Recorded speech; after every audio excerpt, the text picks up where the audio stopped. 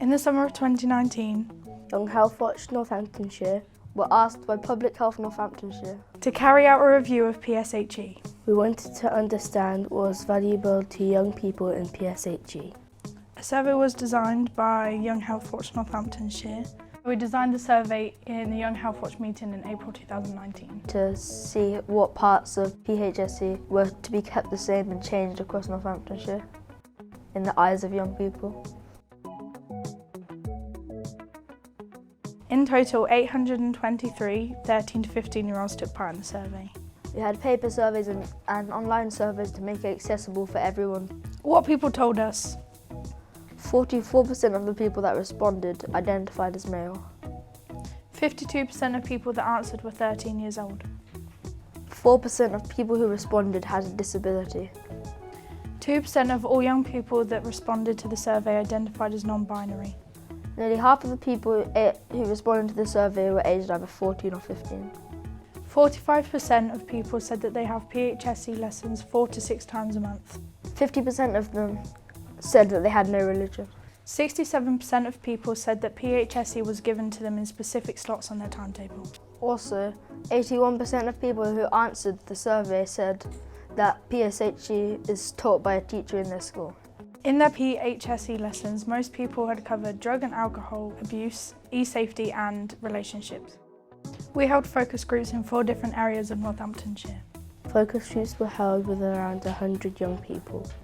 We wanted to find out the topics that young people had learned about. We worked with local partners to gather responses. Some of the things that the young people at the focus group said were: we made a relationship with our tutor and we don't feel as awkward. Our tutor is passionate about teaching us PHSE and that is important. Home educated people told us that the main way that they learn about PSHE is from friends and family and occasionally the internet. The way that PHSE was taught was also a hot topic.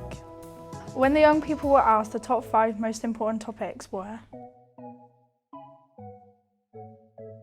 drug and alcohol awareness and online grooming, sex education, relationships and e-safety.